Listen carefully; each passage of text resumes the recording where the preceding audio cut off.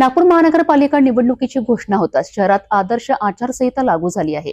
15 डिसेंबरपासून लागू झालेल्या या आचारसंहितेची काटेकोर अंमलबजावणी केली जाणार असल्याचा इशारा नागपूर महानगरपालिका आयुक्तांनी दिला आहे. आज घेतलेल्या पत्रकार परिषदेत त्यांनी स्पष्ट केले आहे की निवडणूक प्रक्रिया पारदर्शक, निष्पक्ष आणि शांततेत पार पाडण्याकरिता प्रशासन पूर्णपणे सज्ज आहे. एक टेंटेटिव्ह काल तर आपण जी जनरल इलेक्शन कमिशनची प्रेस आहे ती बघितलेलीच असणार आहे. तर त्याचं शेड्यूल जे आहे ते मी आता नंतरही आपल्याला एकदा हे करेल ते हे आहे. आपल्याला माहितीच आहे नागपूर महानगरपालिकेच्या अनुषंगाने जे काही स्पेसिफिक जे आहे या संदर्भातली जी माहिती आहे ती देण्यासाठी म्हणून आपण जी आहे ती प्रेस आयोजित केलेली आहे. तर सर्वप्रथम जसं काल आपल्या मनपाचा सार्वत्रिक निवडणूकचा कार्यक्रम जाहीर झाला आणि त्या कार्यक्रम जाहीर झाल्यानंतरच जी आदर्श आचारसंहिता जी आहे ती लागू झालेली आहे. तर ती 15 डिसेंबर 2025 पासून जी आहे ती लागू झालेली आहे आणि ती इलेक्शनचा जो रिझल्ट आहे त्याच्यापर्यंत जी आयोगाच्या सूचनेनुसार असणार आहे. आपल्याकडे एकूण 38 प्रभाग जे आहेत नागपूर महानगरपालिकेमध्ये, त्यात 151 सदस्यांसाठी जी निवडणूक आहे ती घेतली जाणार आहे निवडणुकीच्या दिवशी. एकूण आपले हे जे प्रभाग आहेत त्यांना 10 झोन मध्ये आपण डिवाइड केलेलं आहे आणि त्याच्या झोनचे जे आहेत प्रत्येक झोनला आपण एक रिटर्निंग ऑफिसर जो डेप्युटी कलेक्टर दर्जाचे अधिकारी असणार आहेत, ज्याचे आम्हाला विभागीय आयुक्तांकडून नावं मिळाले आणि त्यांचे आम्ही ऑर्डर इश्यू केलेले आहेत. त्याचं फर्दर नोटिफिकेशन सुद्धा होईल.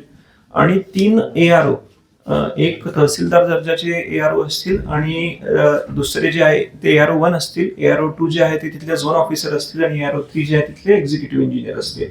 तर हे प्रत्येक झोन मध्ये जे येणारे प्रभाग आहे त्याच्यासाठी ही एक यंत्रणा असणार आहे. एक RO आणि 3 ARO आणि त्यांच्या याच्यामध्ये म्हणजे they will conduct the elections in respective zones. अंतिम मतदार यादी जी आहे ती आपल्याकडे आपण काल पब्लिश केलेली आहे. त्याच्या संदर्भामध्ये प्रेस नोटही दिलेली होती.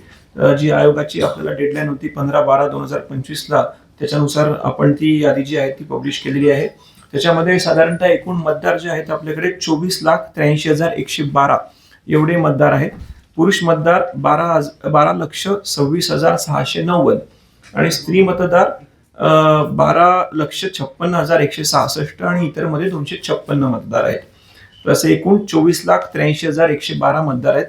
हे आपल्याला जी प्रेस नोट दिलेली आहे, शेअर केली आहे, त्याच्यामध्ये ऑलरेडी ही माहिती आहे.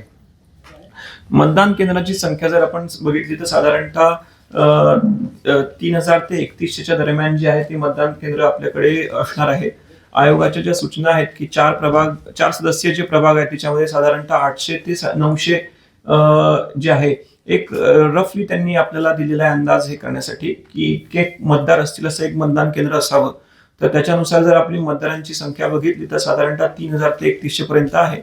काही ठिकाणी आपण कमी पण मतदार जोडतो कारण की तिथे जॉग्राफिकल एक्सपान्स वगैरे जो आहे तोही आपल्याला कन्सिडर करावा लागतो, कारण त्याच्या संदर्भात आयोगाच्या सूचना आहे की काही ठराविक अंतराच्या पलीकडे जाण्याची गरज नाही पडली पाहिजे म्हणून. तर ते कन्सिडर करून आपलं होईल आणि त्याची वाटतं 22 तारखेला आपली 20 तारखेला जे आहे मतदान केंद्रांची यादी जी आहे ती आपली येणार आहे.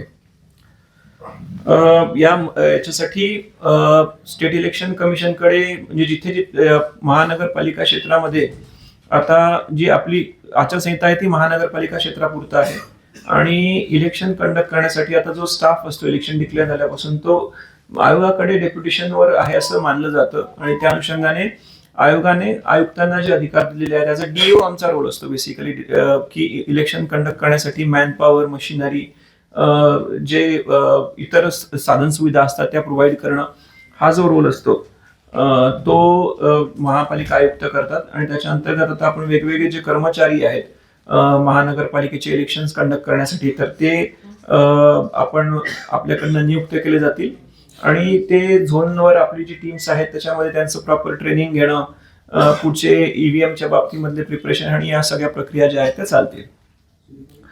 आपल्याकडे आपण स्ट्रॉंग रूम्स ज्या आहेत त्याही आपल्या काही ठिकाणी ज्या दाईच्या झोनच्या आहेत त्या टेंटेटिव्हली आयडेंटिफाय केलेल्या आहेत. त्यांचं फर्दर नोटिफिकेशन जे आहे ते प्रॉपर आपलं जेव्हा इलेक्शन नोटिफिकेशन मध्ये आहे तेव्हा आपण ते नमूद करू.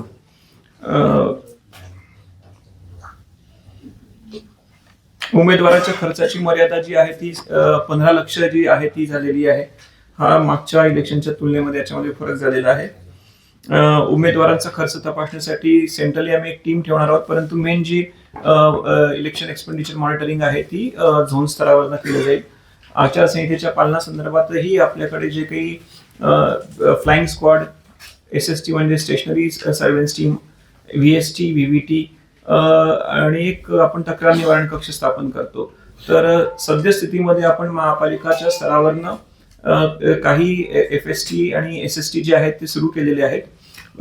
जसे जसं आपलं आता प्रोसीड होईल आणि आरूज जॉईन करतील तसे झोन स्तरावरती अतिरिक्त गरजेनुसार ऍडिशनल SSTs, FSTs जे आहेत आणि इतर टीम ज्या नियुक्त करण्याचं काम आहे ते चालू राहील. निवडणुकीदरम्यान कोणत्याही प्रकारचे नियमभंग सहन केले जाणार नाहीत असा स्पष्ट संदेश प्रशासनाने दिला आहे. आचारसंहितेचे उल्लंघन करणाऱ्यांवर कठोर कारवाई होणार असल्याने राजकीय पक्ष आणि उमेदवारांसाठी ही मोठी सूचना ठरणार आहे.